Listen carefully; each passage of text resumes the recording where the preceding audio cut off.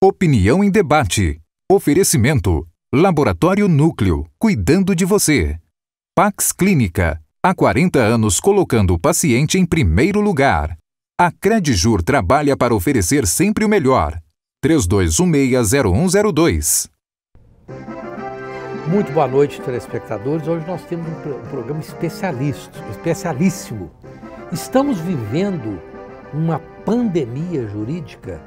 Para falar sobre isso, estão aqui os seguintes profissionais, gentilmente cedidos, vamos dizer assim, pela OAB, a OAB de Goiás, que é uma grande parceira desse programa. O Dr. Roberto Serra, presidente da Comissão de Direitos Humanos. O Dr. Vandir Alan de Oliveira. É Alan ou Alan? Alan. Dr. Vandir Alan de Oliveira tem um filho que se chama Alan de Oliveira, presidente da Comissão de Direito Eleitoral. A doutora Carolina dos Santos, presidente da Comissão de Direito Médico.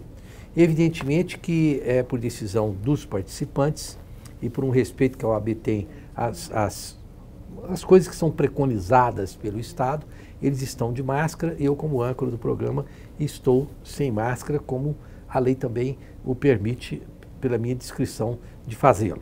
Bom, eu quero começar aqui com a doutora Carolina dos Santos, que é presidente da Comissão de Direito Médico. Eu pergunto, doutora Carolina, o papel principal do Estado é preservar a vida ou a liberdade do cidadão? Ou seja, nós temos um preceito constitucional que diz que o direito de ir e vir é sagrado. Está lá na Constituição. Quer dizer, neste momento, o Estado, como ente, tem a possibilidade de tolher esse direito de ir e vir em nome da saúde? É assim que funciona? Sim, muito obrigada pelo convite. Eu sou uma eterna fã do senhor, viu? Obrigado. Há muitos anos. E acompanho, juntamente com a minha família, todos os seus programas. Obrigado. Bom, Rosenval, a respeito dessa temática, é algo muito sério a ser falado, principalmente quando nós estamos numa pandemia jurídica, em que nós temos as flexibilizações dos direitos fundamentais. Lembrando que o direito à vida é o direito absoluto. Não há nenhum direito acima ao direito à vida. Então, quando nós falamos do direito à vida, nós entendemos, de acordo inclusive com a OMS, que um corpo doente não vive numa qualidade. E diante dessa pandemia, diante desse risco, aonde nós não temos a vacina e não temos um remédio efetivo que cure de fato a doença, o Estado sim tem o direito de limitar o direito de ir e vir do cidadão em prol de um objetivo, em prol de uma justificativa que se adeque a essa proteção ao direito à vida. Então, diante dessa circunstância, que é uma pandemia, ou seja, ultrapassa o direito de ir e vir, né? De ir e vir e permanecer. Nós temos aí o direito à vida preconizado como o direito absoluto.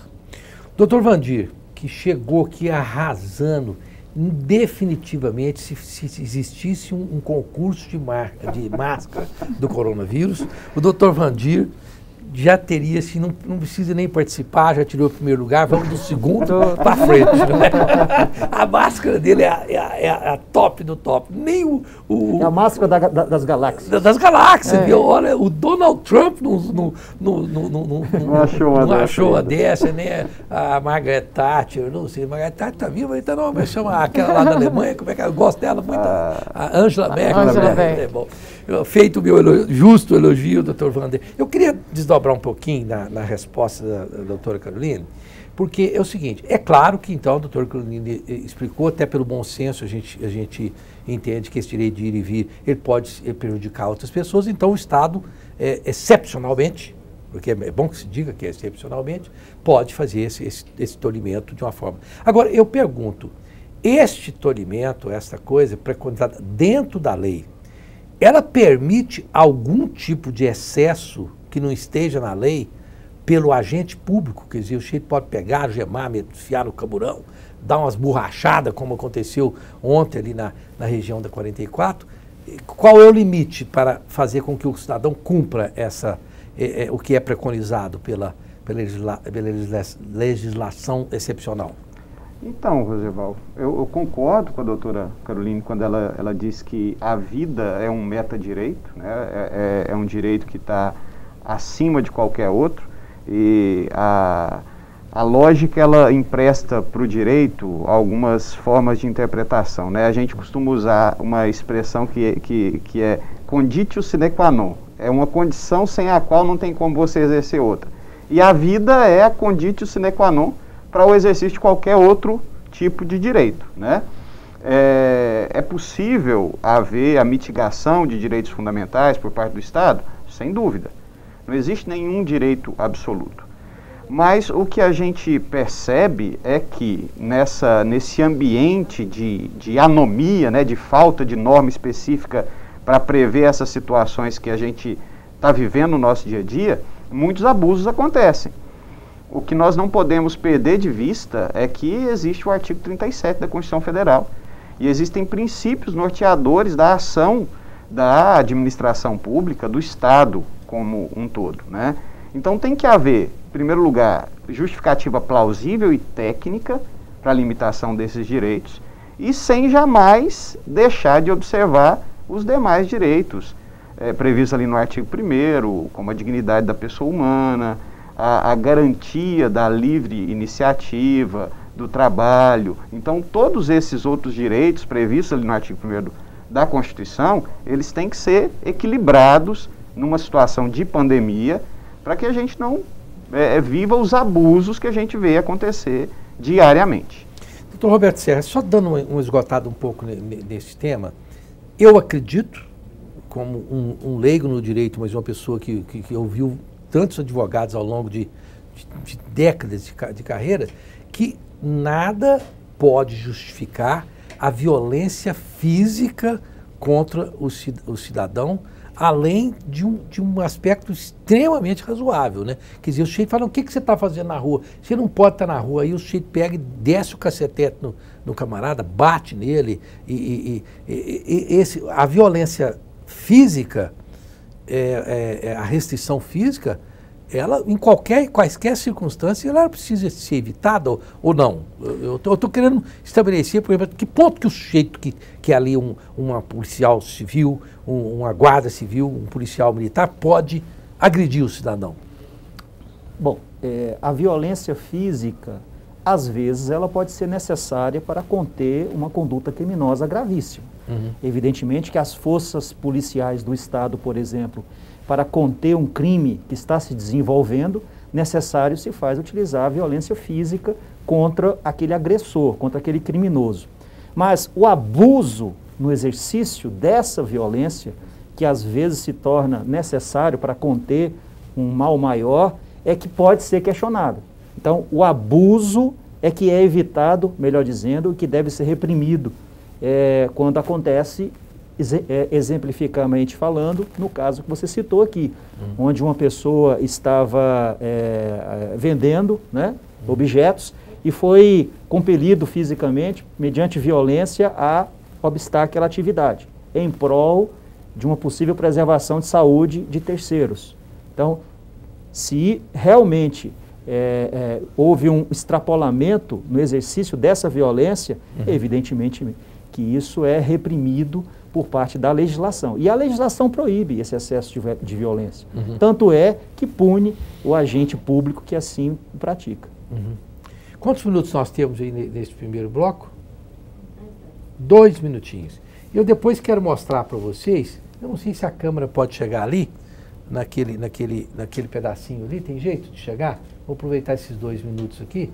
Mirda, se você puder filmar aí para mandar uma amiga minha, eu esqueci o telefone dela. Se você puder me dar, tem jeito aí? É um negócio muito interessante que chama-se pedal gel. Olha ali. Esse pedal gel, olha que invenção interessante. O pedal gel, porque nós temos que fazer a parte de limpeza das mãos de forma adequada, o pedal gel permite que você chegue, e aí você chega, põe o álcool ali, e você, através dos pés, você aciona, sem tocar no negócio, você aciona e você limpa a sua mão. Vou lá e mostro, dá para mim ir aqui com então tá, vou lá. A Jéssica, aqui ó, você vem aqui e você aperta isso, põe o gel na sua mão, olha aí, mostra aqui. Você põe o gel na sua mão e você lava as mãos sem poder encostar no coisa. Chama-se pedal gel. É um negócio interessante. É uma amiga minha que está à frente desse projeto. Eu achei muito interessante. Prometi para ela que iria divulgar aqui sem nenhum custo para ela para colaborar. Qual o telefone que ela pode ligar lá? No próximo bloco eu vou dizer o telefone que a pessoa pode ligar para poder fazer um pedido dessa engenhoca, ok? E eu quero dizer que a Pax Clínica funciona há mais de 40 anos para ajudar portadores de doenças mentais e pessoas com problema de alcoolismo. É tocada pelo grande psiquiatra Dr. Salomão. Fica ali na rodovia BR-153. Telefone 3282-7040. E a Credijur é a instituição financeira dos advogados de Goiás há décadas. O cooperativismo é o grande negócio. Se o capitalismo tem seus grandes defeitos e o comunismo também não funciona, o que acontece? O cooperativismo é aquela linha, aquele leito do rio que nós podemos seguir com grande facilidade e produtividade para a sociedade. 3216-0102, você pede lá informações adicionais. E o Sebrae de Goiás está há mais de 4 décadas dando apoio a pequenos e médios empresários. Descubra a unidade mais próxima de você. Faço mais uma aqui. O Complexo Cicobi, com mais de 2.000 pontos de atendimento espalhados pelo Brasil, o Cicobi é a escolha certa para administrar a conta corrente da sua empresa. Afinal, nela você também é dono e participa dos resultados. Procure uma agência e se informe. www.cicobi.com.br. Nós voltamos já já.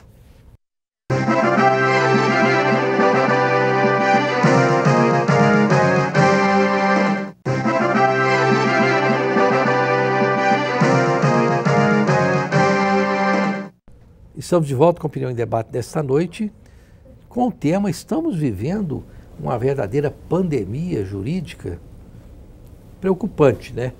Mas eu gostaria de complementar o que eu falei no bloco anterior, que não tinha o telefone.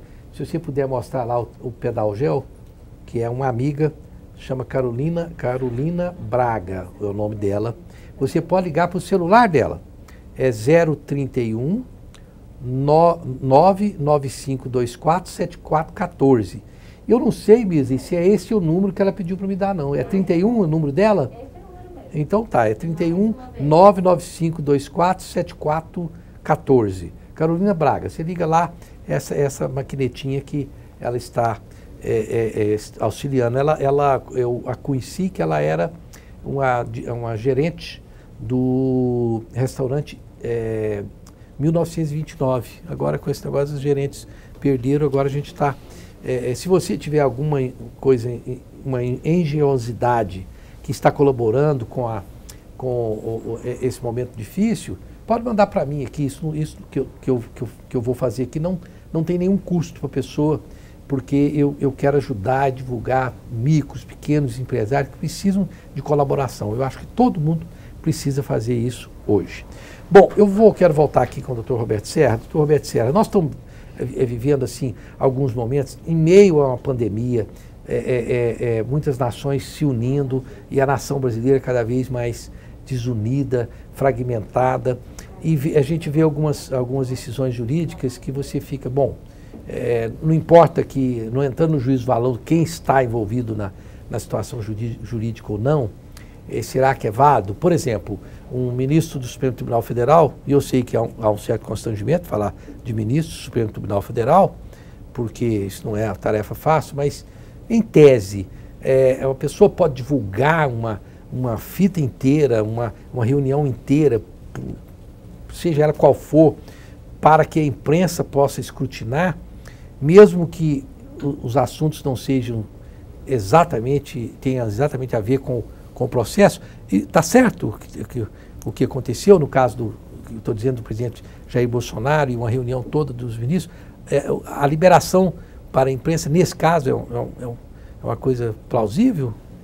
A decisão do ministro Celso de Mello, se os juristas ou se qualquer pessoa puder analisar, é uma decisão extremamente fundamentada. Ele fundamentou longamente as razões pelas quais ele estaria, digamos assim, autorizando a publicização da investigação, até porque impera aqui pela Constituição Federal a publicidade dos dos atos, né? No caso, essa investigação e da administração pública como um todo. O problema, Roseval, que eu vejo é que nós estamos vivendo num momento excepcional, num momento onde tudo é super potencializado. E nós passamos por algo semelhante na Operação Lava Jato. Na Operação Lava Jato também houve, e, aliás, num momento assim delicadíssimo que o Brasil vivia, houve a divulgação de questões, a princípio, mantidas pela regra do sigilo, e nós temos que entender que o sigilo no Brasil é uma exceção. A regra não é o sigilo, a regra é a publicidade, é a transparência dos atos públicos, dos atos administrativos. Mas é claro que quando se diz respeito à investigação de algum fato, há, a princípio, um momento de sigilo nessa investigação, mas a posteriori, a comunidade, a sociedade tem direito de acesso a essas informações. Hoje mesmo, se me permita prolongar um pouco mais na resposta, hoje foi deflagrado a Operação Placebo. Né? Eu ia mencionar. Uma operação que foi deflagrada, derivada da Lava Jato, que alcançou o governador do Rio de Janeiro. Né? Houve uma busca e apreensão nas residências oficiais, na residência do próprio governador do Rio de Janeiro, onde se apura ali, é claro que não não ocorreu ainda uma condenação, mas se apura indícios de fraude exatamente na contratação de empresas para lidar com a pandemia. Então, é direito da sociedade ter acesso a essas informações que dizem respeito a ela mesma? Essa é a grande questão. Particularmente, não vi a princípio como abusivo, digamos assim, a decisão do ministro do STF que permitiu que aquelas filmagens, não obstante, a princípio elas tivessem uma determinada finalidade, que é apurar a investigação, Rosenval, objeto dessa decisão do ministro do STF, ela visa apurar o quê?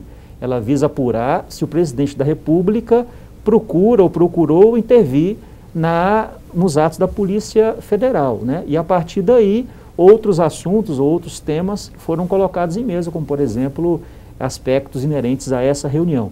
Mas a princípio, não vi ou não consegui enxergar como ilegal a decisão do ministro. É claro que nesse momento, onde todos nós estamos mais propício a receber essas informações, até pelo distanciamento e isolamento social, isso superpotencializa a ponto de causar várias indagações no sentido de não ser aquele ou outro objeto de investigação e que foi da decisão do ministro. Doutor Vandir, num desdobramento ao que o doutor Roberto Serra, de forma brilhante, expôs, eu pergunto, por exemplo, então vamos tirar lá do presidente da República e levar para o caso lá do Rio de Janeiro, que é um caso muito recente, né?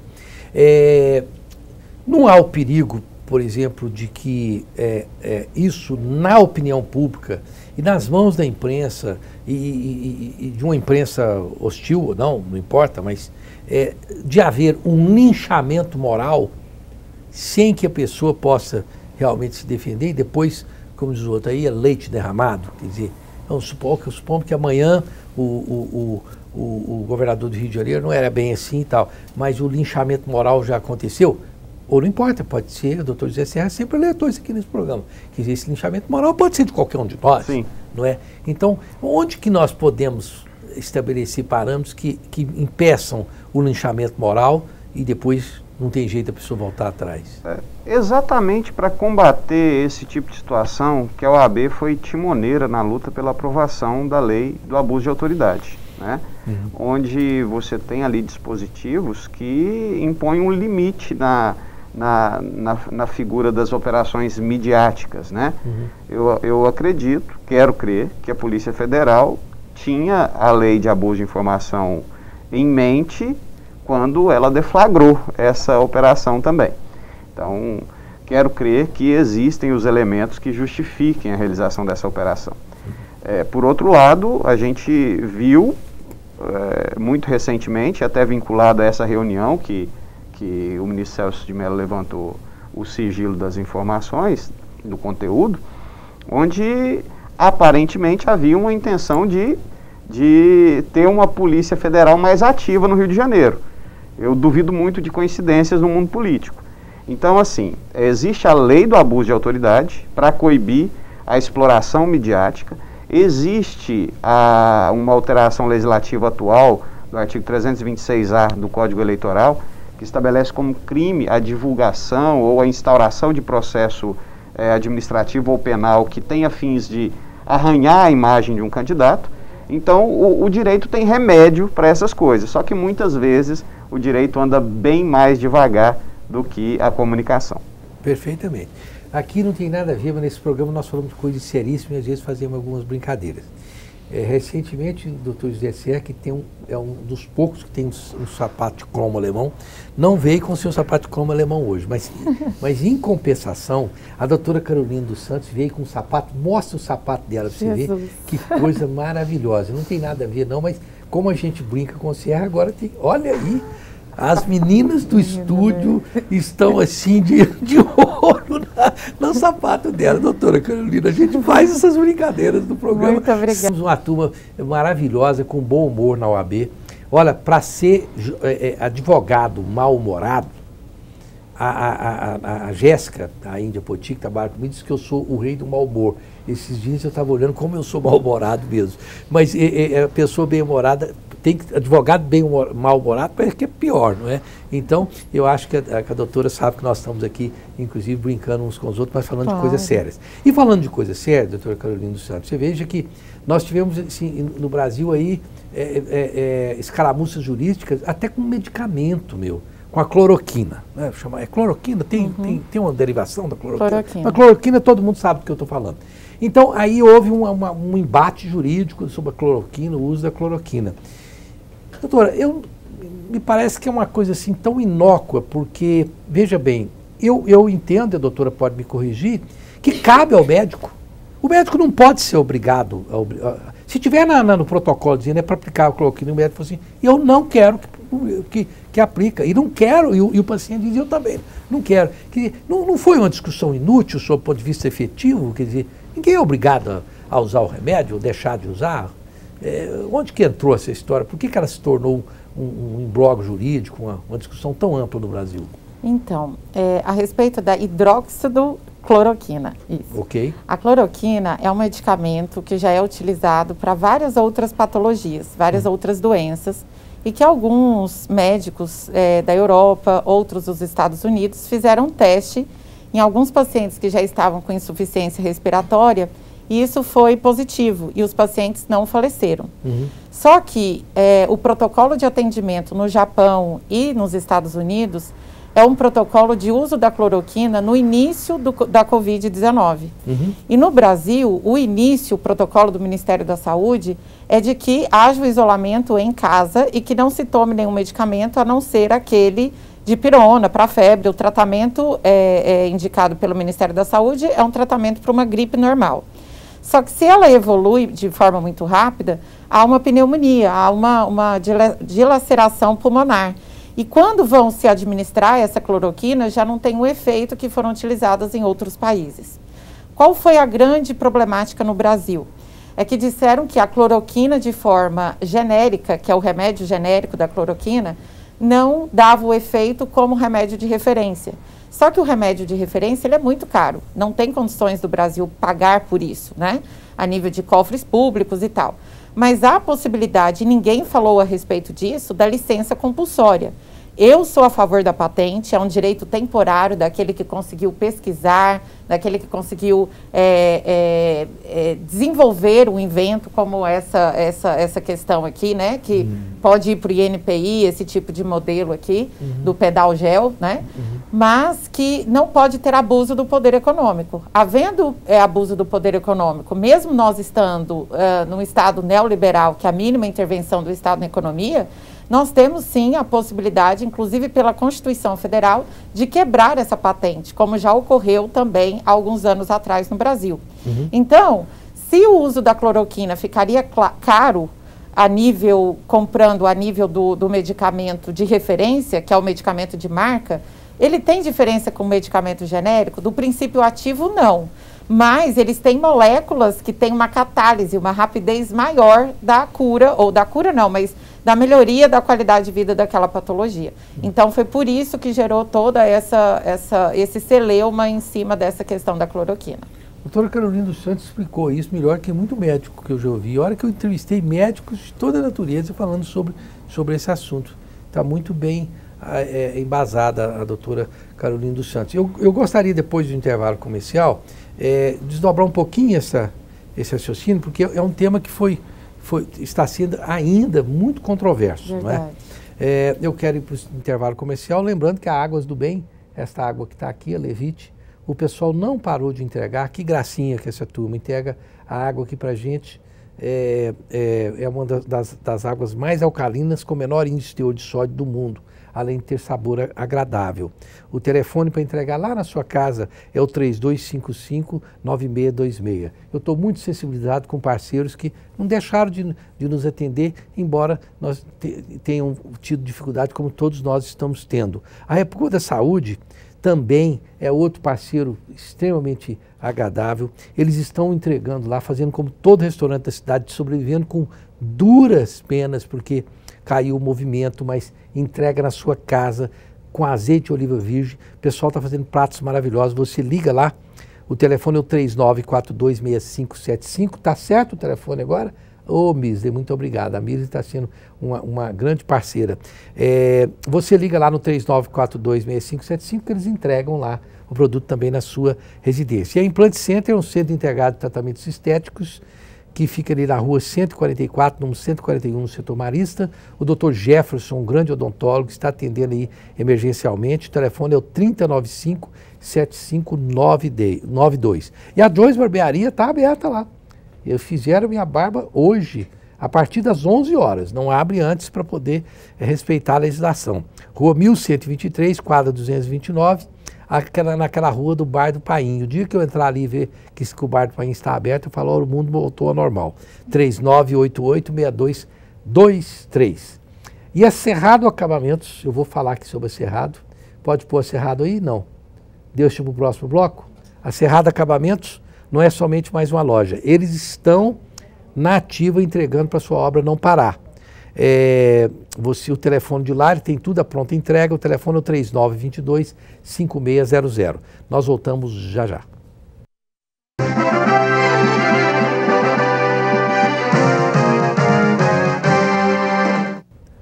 Estamos de volta com a opinião em debate desta noite, falando sobre, estamos tendo um surto de pandemia jurídica.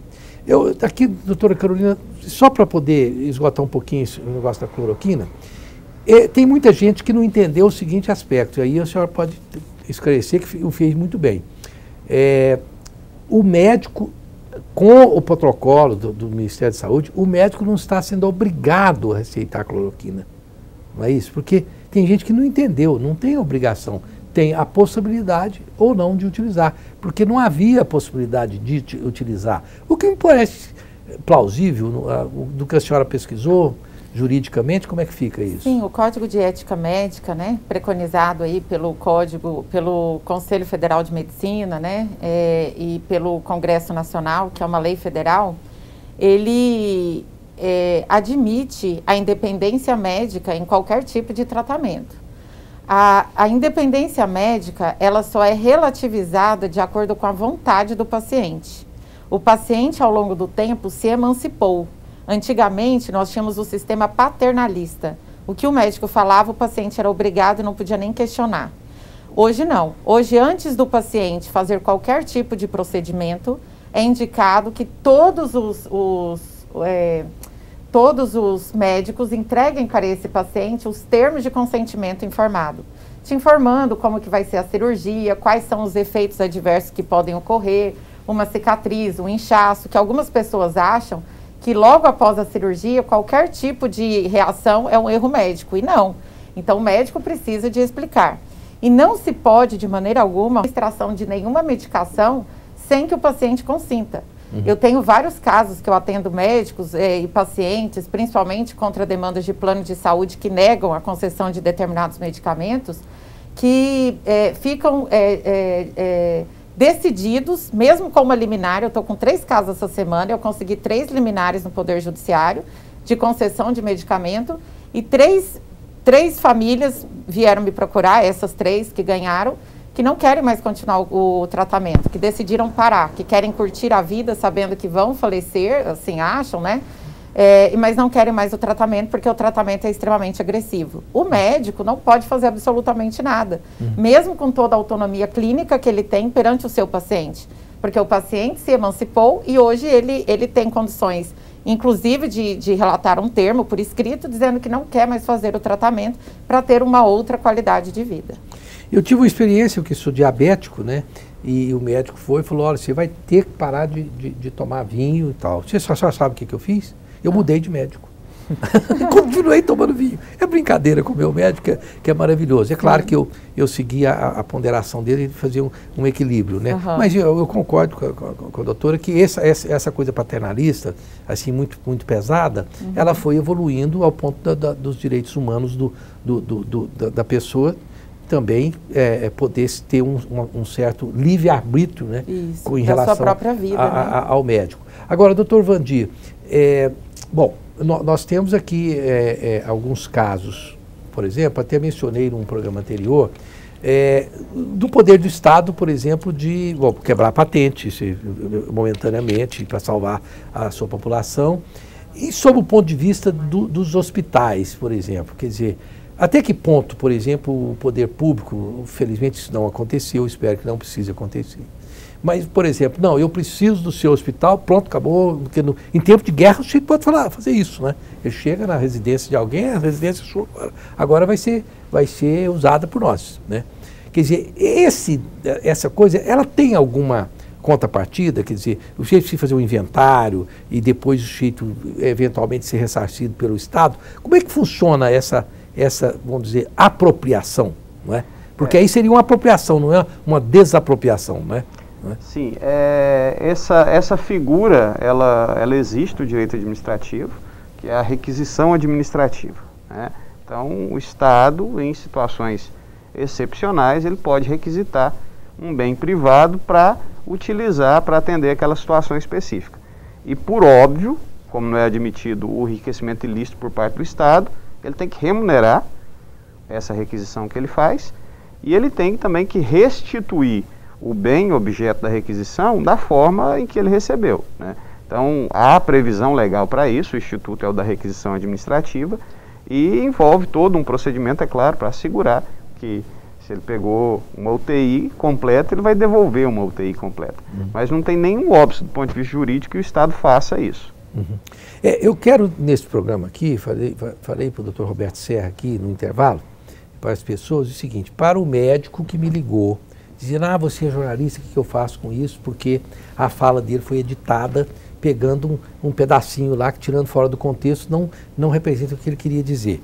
Eu quero dizer para todos os profissionais que, para evitar isso, existe uma coisa fantástica. Eu só aceito dar entrevista se for ao vivo. Se você desconfia do veículo, não, eu falo sim.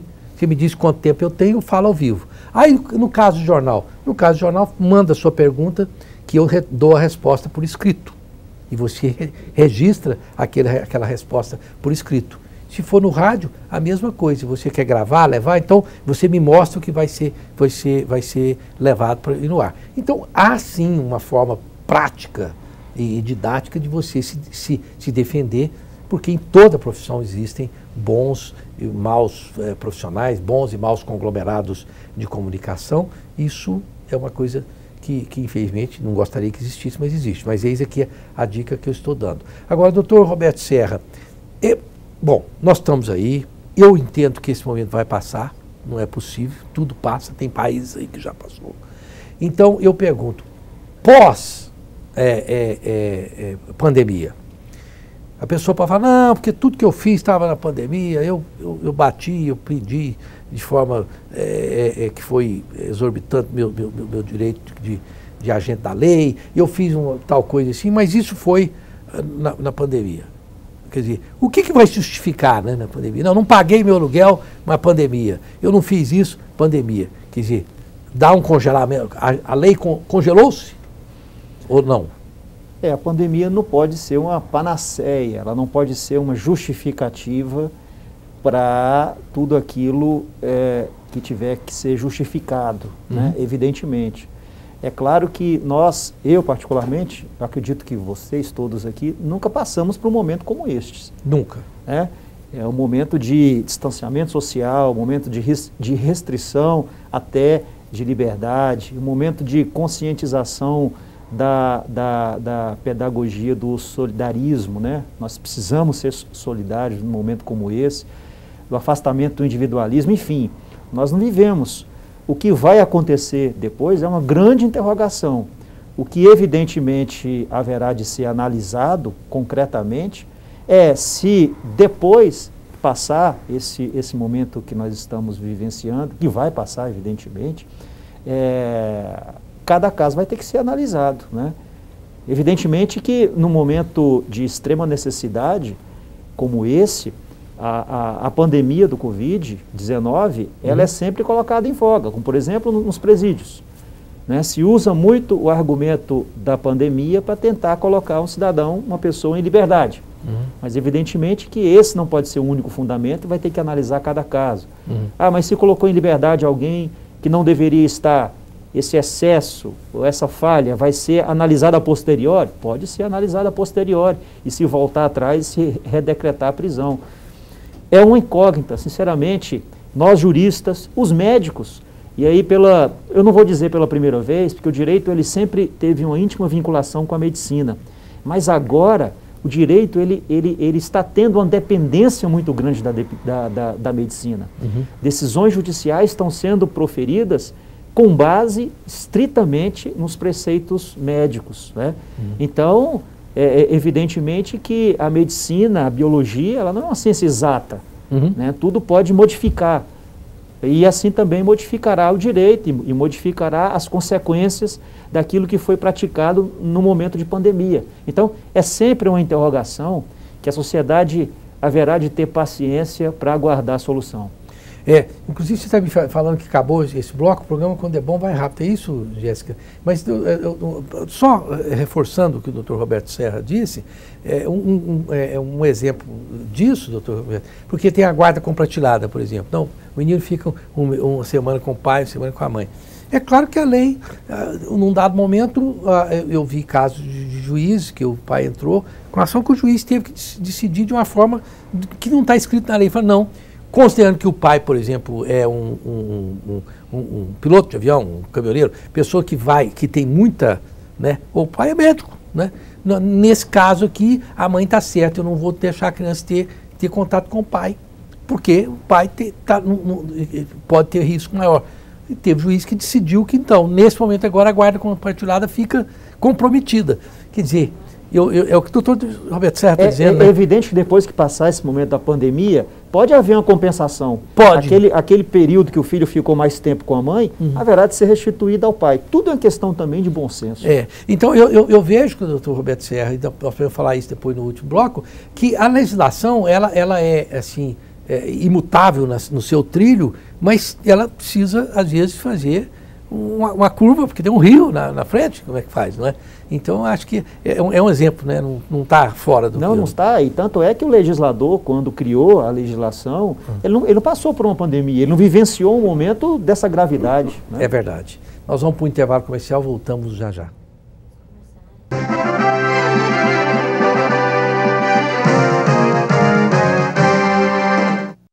Estamos de volta com Opinião em Debate. Não se esqueça que o Subilt está aberto ali na Rua 22, esquina com a Rua 13, número 395, com o Grande Sul, lá à disposição das mulheres, 4012-1066. Quantos minutos tem aí, Jéssica?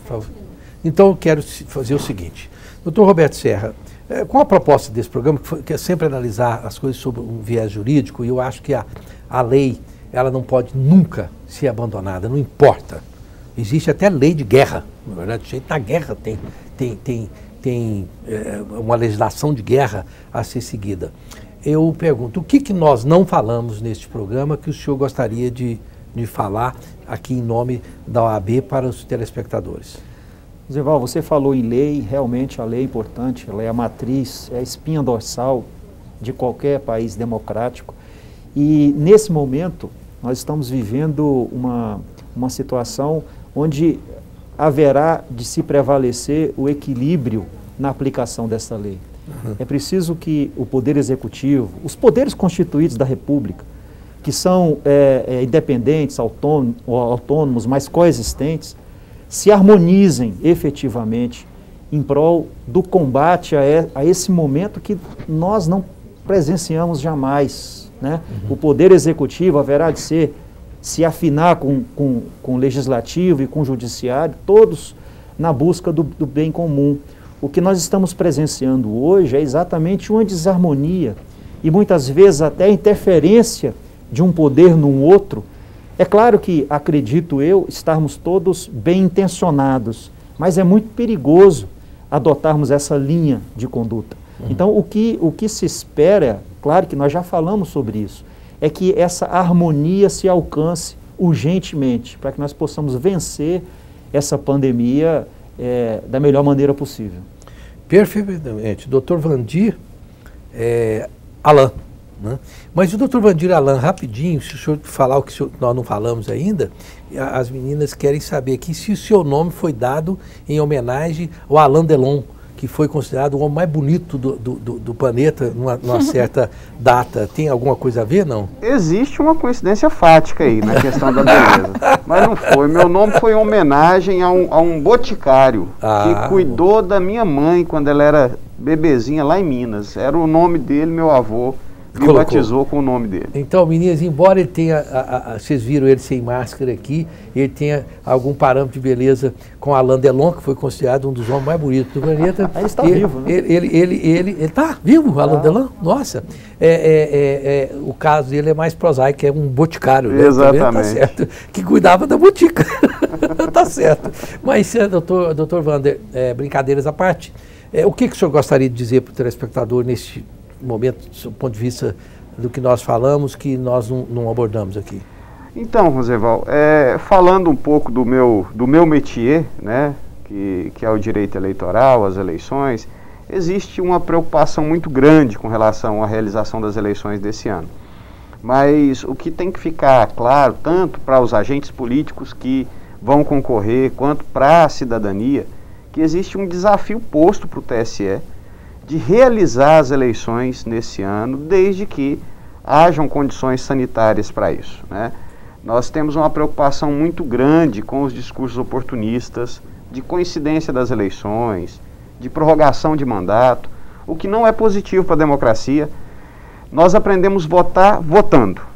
Se a gente estende a distância entre uma escola e outra, porque cada eleição é uma escola, nós teremos cidadãos menos formados na arte de bem escolher os seus representantes. Então, que essa pandemia jurídica não afete o nosso apreço pela democracia, que a gente tenha eleições esse ano com a mínima alteração possível da legislação. Isso é algo que é importante da gente estar falando sempre. Perfeitamente. Inclusive, queria pedir, doutor Roberto Serra, se nós pudéssemos, eu até não abordei, porque eu entendo que este tema das eleições vale um programa. Iria abarcar. E eu entendo, por exemplo, que nós podemos falar com isso com muito mais profundidade, porque eu creio que nos próximos 15, 20 dias nós vamos ter definições mais concretas, não é? Então eu não quis até como diz, queimar o negócio, mas o senhor fez muito bem em dizê-lo, porque eu entendo que nós vamos ter que discutir isso. A OAB tem que discutir esse problema, posto que as decisões me parece que devem sair nas próximas semanas. Foi o que sinalizou o Barroso ao tomar posse. Ao tomar posse. Eu pensei o seguinte, então vamos fazer, se ele decidir, então pronto, vamos fazer um programa inteiro, porque aí abrange todo o escopo do que envolve uma eleição e a sua legislação. Bom, doutora Carolina, desculpa, isso ficou com 1 minuto para a doutora Carolina dizer o que nós não falamos ainda.